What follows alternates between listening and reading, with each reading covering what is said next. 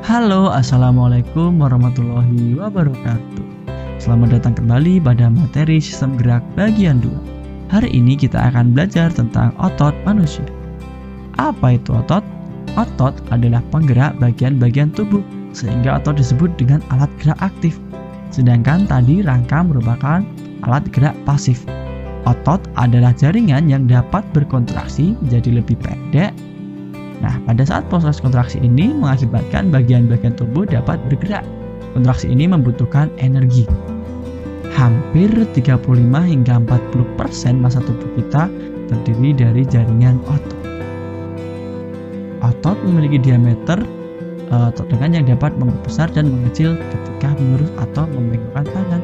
Diameter lengan membesar karena otot lengan dalam keadaan kontraksi.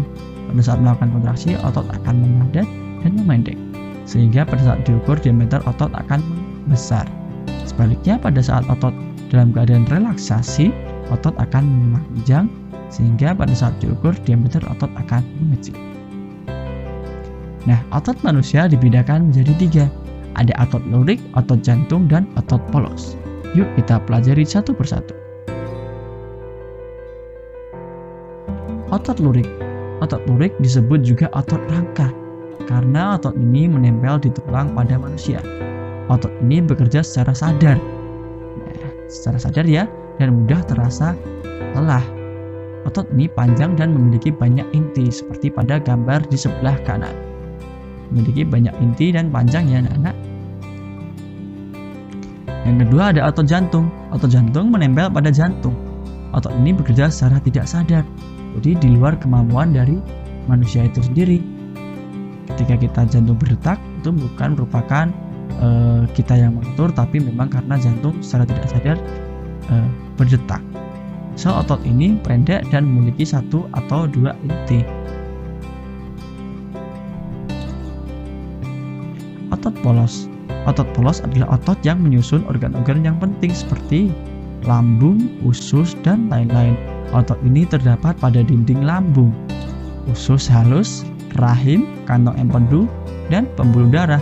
Otot ini bekerja secara tidak sadar dan tidak cepat lelah. Sel otot ini panjang dan hanya berinti sel 1. Nah, soalnya kita tahu perbedaannya. Kita cari tahu satu persatu ya.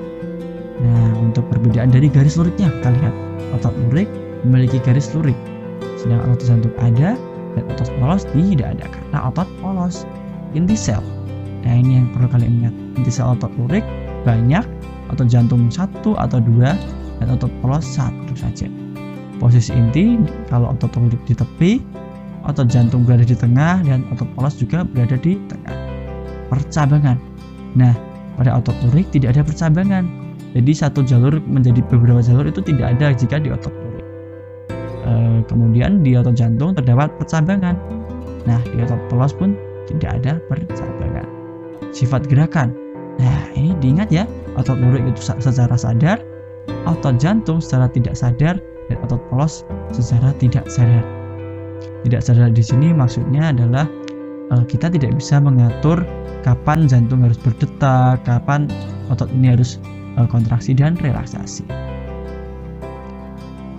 Kemampuan kontraksinya, otot lurik cepat dan mudah lelah. Otot jantung cepat tetapi tidak mudah lelah. Otot polos lambat tapi tidak cepat lelah. Nah, bentuknya juga perlu kalian ingat. Kalau otot lurik bentuknya serabut atau silindris, otot jantung serabut, silindris, atau bercabang. Nah, otot polos bentuknya gelendong begitu. Nah, warnanya kalau otot lurik itu merah berlurik-lurik atau gelap, kemudian otot jantung itu merah berlurik-lurik, dan otot polos itu merah terang karena polos ya.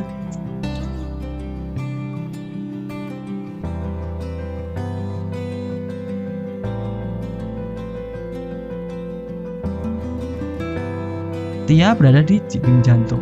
Nah, sedangkan otot polos ini berada jauh di dalam tubuh kita, pada usus dan sebagainya. Sekarang kita beralih ke gangguan dan kelainan pada sistem gerak dan upaya apa yang dapat kita lakukan. Contoh kelainan pada sistem gerak manusia yaitu rickets. Apa sih rickettsia? Rickettsia adalah terjadinya karena kekurangan vitamin D yang membantu penyerapan kalsium dan fosfor, sehingga proses pengerasan tulang terganggu. Penyakit ini terjadi pada anak-anak. Penyakit ini menyebabkan tulang kaki tubuh membengkok.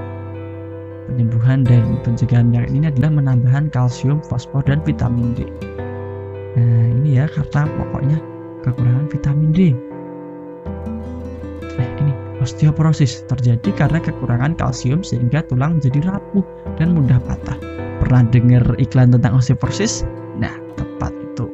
Osteoporosis umumnya terjadi pada orang dewasa dan orang yang sudah tua. Orang tua biasanya menghasilkan lebih sedikit hormon sehingga osteoblast sebagai pembentuk tulang kurang aktif dan massa tulang pun menjadi berkurang. Selanjutnya ada artritis. Artritis merupakan penyakit sendi. Penderita penyakit ini mempunyai tulang rawan yang sendi yang rusak. Kadang-kadang sendi tidak dapat bergerakan. Rematik merupakan salah satu contoh bentuknya.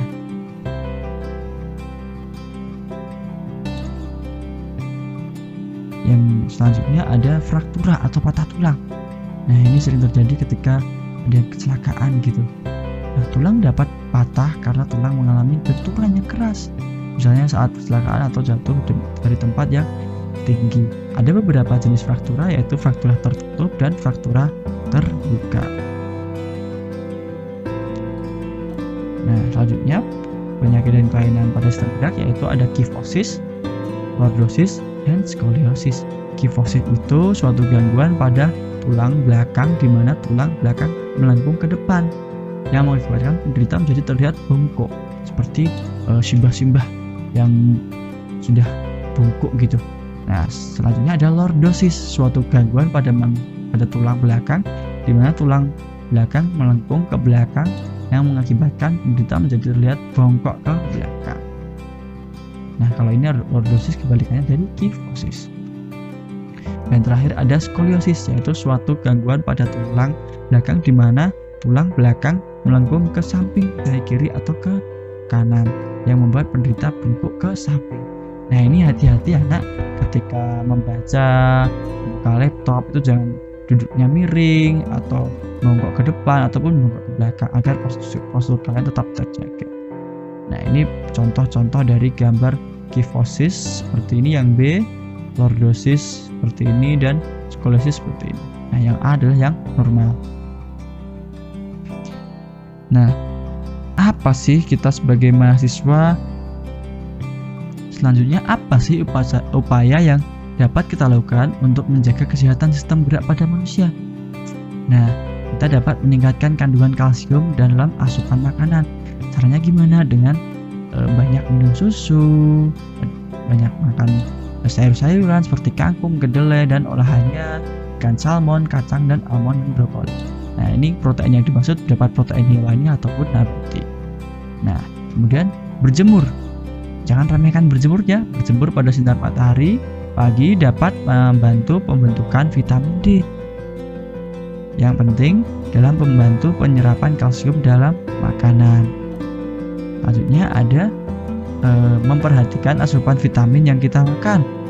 Kemudian memperhatikan aktivitas fisik yang cukup setiap harinya, seperti olahraga, jalan kaki, jogging, tenis meja, dan sebagainya. Nah, kemudian yang terakhir yaitu menghindari kebiasaan sikap yang salah.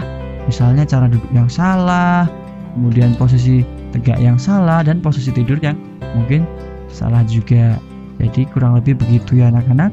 Apa yang kita pelajari hari ini semoga bermanfaat. Selamat belajar, jangan lupa untuk kerjakan kuis di LMS-nya. Semangat. Wassalamualaikum warahmatullahi wabarakatuh.